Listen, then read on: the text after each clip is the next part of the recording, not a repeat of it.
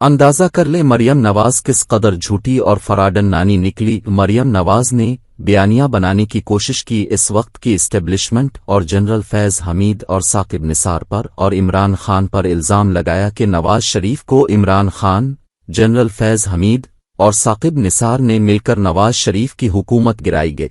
और मरियम नवाज ने काफ़ी मर्तबा अपने जलसे जुलूसों में इनके खिलाफ कैंपेन चलावाई कि नवाज शरीफ को निकाला गया और ये लोग जमादार है।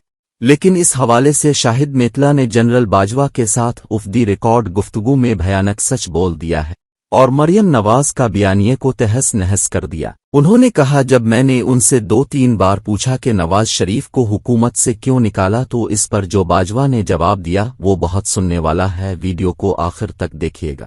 जब पूछा गया कि आप लोगों ने नवाज शरीफ की हुकूमत गिराई, इस पर जवाब देते हुए कहा, इसमें मेरा या फौज का कोई अमल दखल नहीं था, ये अदालत ने अपने तौर पर फैसला किया था। मतलब कि साफ कह रहा कि जो फौज पर इल्ज़ाम मरियम नवाज लगा रही सर गलत है और झूठ पर मबनी है कि नवाज शरीफ को फौज ने निकाला। शाहिद मेतला की गुफ्तगू सुने जो आपको हैरान कर देगी। वीडियो बहुत इंटरेस्टिंग है, आखिर तक देखिएगा। आपके इंटरव्यू की हर जगह पे बात हो रही है और अभी थोड़ी देर पहले एक इन्फॉर्मेशन की बेस के ऊपर ही आप ही की बात को मैंने कोट किया कि शदीद प्रेशर के बावजूद आपने ये सेकंड पार्ट जो है जनरल बाजवा के इंटरव्यू का ही आपने छापा। एक तीसरा भी शायद पार्ट है, वो भी छापने का इरादा रखते हैं, लेकिन उससे पहले एक चीज क्लियर कर दीजिएगा। ये जो बाजवा साहब ने तरदीद कर दी है, वो कहते हैं कि मैंने कोई इंटरव्यू ही नहीं दिया शायद मेतला साहब को, बिल्कुल झूठ बोल रहे हैं और आपके खिलाफ उन्होंने लीगल कार्रवाई करने का भी कह दिया और एक एंकर के थ्रू उन्होंने ये पैगाम तमाम दुनिया तक पहुंचाया। तो पहले तो ये क्लियर कर दें, मुलाकात हुई नहीं है या ऑफ रिकॉर्ड गुफ्तगू थी, इंटरव्यू नहीं था, ये क्या कह रहे हैं बाजवा साहब? बहुत शुक्रिया अकबर साहब, और एक गुजारिश करना चाहूंगा ब्रॉडकास्टिंग के हवाले से कि मैं किसी को देख नहीं पा रहा हूं कि आपके साथ और कौन है। तो भट्टी मेरे साहब साथ आरिफ हमीद भट्टी साहब हैं, ताहिर मलिक साहब हैं। जी जी जी जी, उनकी मुझे आवाज आ रही थी। अच्छा, बात ये है बाजवा साहब कि जैसे भट्टी साहब हमारे सीनियर हैं, मैंने थोड़ा अरसा भट्टी साहब के साथ भी काम किया और इनको पता है मैं किस तरह का काम करने का आती हूँ या किस तरह का काम मैं माजी में भी करता रहा हूँ।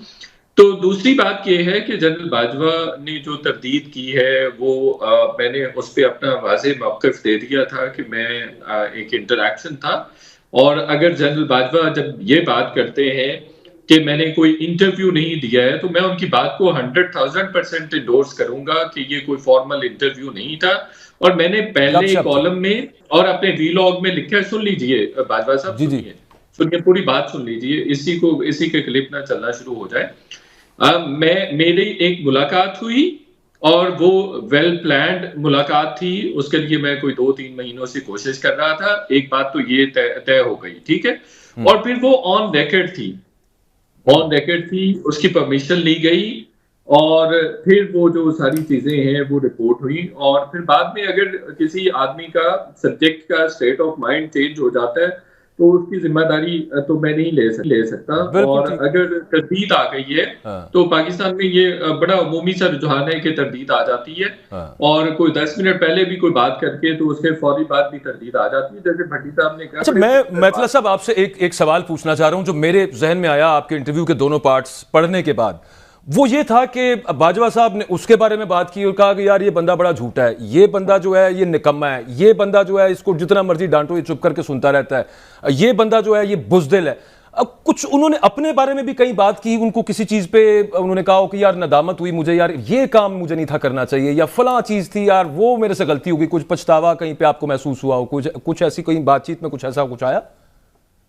नहीं, बिल्कुल ऐसा नहीं था, बल्कि मैंने उनसे एक सवाल था जो मैं बार बार रिपीट किया, 3-4 दफा मैंने पूछा और मैंने उसका जिक्र भी किसी भी आर्टिकल में नहीं किया हुआ। वो सवाल था कि आपको पछतावा है कि आपने नवाज शरीफ को घर भेजा या रिमूव किया, लेकिन उसका उन्होंने जवाब मुझे दिया कि मेरा उस पर कोई अमल दखल नहीं है या ऐसा फौज का भी वो उस तरह से अमल दखल नहीं था। ये बुनियादी तौर पर अदालत ने अपने तय ये काम किया था। तो बाकी कोई ऐसी बात नहीं हुई इस सारे इंटरैक्शन में।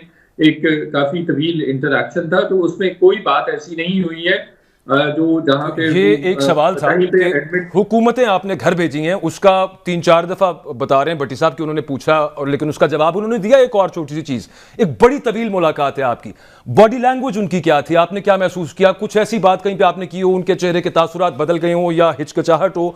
बॉडी लैंग्वेज आपने उनकी ओवरऑल क्या देखी? देखिए, बॉडी लैंग्वेज तो उनकी बड़ी रिलैक्स थी, लेकिन जब भी किसी भी आदमी पर तनकीद होगी, मुझ पे होगी, आप पे होगी और इवन जायज़ तनकीद भी होगी, तो उसका एक प्रेशर होता है, एक सर्टेन दबाव बहरहाल आपकी शख्सियत पर भी पड़ता है और ओवरऑल आपके अफेयर्स पर भी पड़ता है। लेकिन काफ़ी खुली-डुली गुफ्तगू वो करने के आदी हैं और एक मैं समझता हूँ कि एक अच्छी शख्सियत के मालिक है, एक शानदार शख्सियत के मालिक है जनरल बाजवा साहब और पाकिस्तान के लिए उन्होंने काफ़ी कलीदी किरदार बहुत सारी जगहों पे अदा किया है। और दूसरा मैं ये बताऊँ कि क्लैरिटी के हवाले से जो इंटरव्यू या ये जो मीटिंग इंटरैक्शन है, जर्नलिस्टिक इंटरैक्शन है, जैसे भट्टी साहब ने कहा कि कोई भी जर्नलिस्ट ऐसे नहीं मिलता है। मैं अभी हाल ही में एक बहुत बड़ी शख्सियत से मेरी मुलाकात हुई है, लेकिन मुझे बिल्कुल मज़ा नहीं आया चूँकि मेरी खबर ही नहीं, मेरी वो जो जिस क्वेस्ट के लिए मैं गया हुआ था वो मेरी पूरी नहीं हो सकी, तो मैंने कहा यार मैंने कंप्लेंट की जो फैसिलिटेट कर रहे थे वो मेरी मीटिंग, मैंने कहा यार मैंने ऐसी तो मीटिंग करनी ही नहीं थी। तो भट्टी साहब बिल्कुल जायज कह रहे हैं, बात कर रहे हैं कि जब भी जर्नलिस्ट मिलता है उसका वो सिर्फ खबर के लिए ही मिलता है। भट्टी अच्छा, साहब अकबर अगर मुझे इजाजत दे तो मैं शायद अच्छा शाहिद साहब सलाम अलैकुम। जी वालेकुम अस्सलाम भट्टी साहब। एक तो शायद साहब वेल डन, एक जर्नलिस्ट का काम है उसको खबर कहीं से भी मिले, चार दीवारों से छुपी हुई मिले, उसे अवाम तक लाना। हम उसको इंटरव्यू का नाम नहीं लेते। जो आपने लिखा है वो गुफ्तगू आपकी उनसे हुई है कि नहीं, इस पे तो यकीनी बात है। आप क्या कहते हैं? जी डेफिनेटली भट्टी साहब हुई है और मैंने बताया है कि अब मैं मजीद तफसील बता देता हूँ कि मेरी दो मीटिंग्स हुई हैं उनसे, एक ऑफ द रिकॉर्ड थी और एक ऑन द रिकॉर्ड थी। एक प्योरली जर्नलिस्टिक एक्शन इंटरैक्शन था एक मीटिंग का और दूसरा जो था वो एक निजी किस्म का इंटरैक्शन था। और उसकी मैंने जो निजी किस्म का इंटरैक्शन था वो भी एक तवील मुलाकात थी, उसकी मैंने एक भी चीज रिपोर्ट नहीं की है। मैं एक प्रोफेशनल जर्नलिस्ट हूँ और मैं हर किस्म की निटी-ग्रिटी को समझता हूँ और मुझे पता है कि मैंने इसी प्रोफेशन में रहना है, मेरी क्रेडिबिलिटी का सवाल है, मैंने कभी जिंदगी में झूठ नहीं बोला है और मैंने एक-एक चीज, एक-एक नुक्ता जो लिखा है वो बिल्कुल सच लिखा अच्छा है। मतलब साहब आपका if I am not wrong तो आप इसके बाद भी एक पार्ट छापने का इरादा रखते हैं जो बाकी गुफ्तगू है, क्योंकि आपने लिखा है उसमें नीचे जारी है, वो आगे मजीद सामने हमारे आएगा। हाँ, एक बाजवा साहब बड़े सारे पार्ट्स हैं, बड़े सारे पार्ट्स हैं।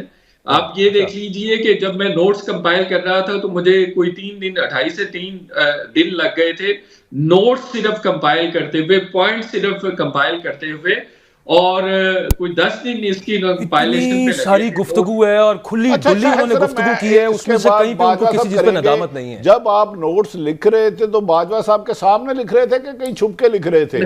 दिल में नहीं भट्टी साहब, मैं उस वक्त नोट्स बिल्कुल नहीं लिख रहा था और इसकी मैंने जो पहला कॉलम है उसमें भी वजाहत की हुई है और वो समझने वालों को समझ आ जाती है कि बाजवा साहब बहुत अच्छे स्टोरी टेलर हैं। मैंने उसी कॉलम में लिखा है कि जब मैं सवाल पे सवाल कर रहा था तो बाजवा साहब ने कहा, आप भी मेरी तरह हंसते हुए कहा, आप भी मेरी तरह बेचैन रूह हैं, आप सब्र करके सुनेंगे तो आपको सब समझ आ जाएगा और आप भी अगर उनसे एक पूरे दिन के लिए 10 घंटों के लिए भी भट्टी साहब मुलाकात करेंगे और आपकी मुलाकातें हुई भी हैं उनसे, तो वो जो चीज बात कर रहे होते हैं वो सब आपको याद रह जाता है और उनका वो बड़ी अच्छी ओरेशन करते हैं, बहुत अच्छे तरीके चले से ये तो अच्छा है जी, गुड टू नो। मतलब साहब हमें तो आपके थ्रू पता चल रहा है कि उन्होंने बातें साथ सब क्या की हैं, क्योंकि ये हिस्टोरिकल फैक्ट्स हैं और they are coming straight from a person who has been the most powerful person in Pakistan for 6 years, 6 साल।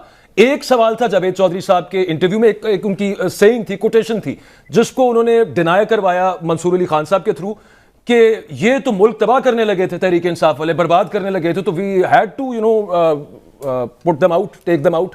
तो इस पे आपने बात की उनसे कि ये क्या मामला था? एक सवाल तो आपने उनसे पूछ लिया कि आपने नवाज शरीफ की हुकूमत को चलता किया, ये वाला भी पूछा कि क्या आपने इमरान खान की हुकूमत को चलता किया?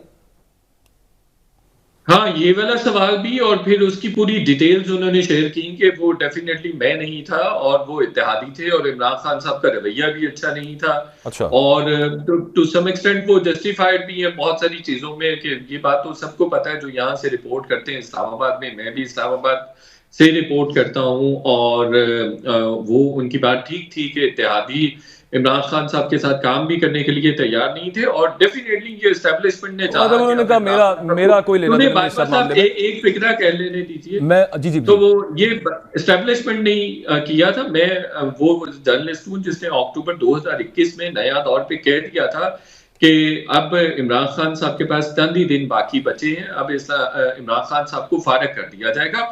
और मैंने जो रीजंस बताई थी फारग होने से, वो 2020 से मैं बता रहा हूँ, जो 2023 में लोग लिख रहे हैं कि एक तो गवर्नेंस फेलियर है, दूसरा इकोनॉमिक फेलियर है और तीसरा इंटरनेशनल रिलेशंस फेलियर है। तो 3 फेलियर्स मैं कोई 2 साल से बता रहा हूँ। और चौथा जो था की तकरूरी का, इस हवाले से भी उन्होंने कोई बात नहीं की। खैर, मैं ताहिर मलिक साहब को जरा मैं हुई है बहुत डिटेल्ड बात है, बहुत डिटेल्ड मैं उस पे आ रहा हूँ। ये बड़ी इंपॉर्टेंट बात है जी, बहुत इंपॉर्टेंट बात है, उस पे आते हैं, क्योंकि उस पे 2 चीजें ना कॉन्ट्रडिक्ट कर रही हैं कि यहां से ये हुकूमत तोड़ने लगे थे, यहां से ये असेंबलियां डिसॉल्व करने लगे थे, तो फिर तकरूरी किसने करनी थी? किया तो इस वजह से। मलक ताहिर से पहले आपके साथ मुलाकात के दौरान कोई साहब भी आए थे, क्या नाम था उनका, मुझे याद नहीं आ रहा, जब आपकी बाजवा सबसे बड़ी डिटेल गप हो रही थी?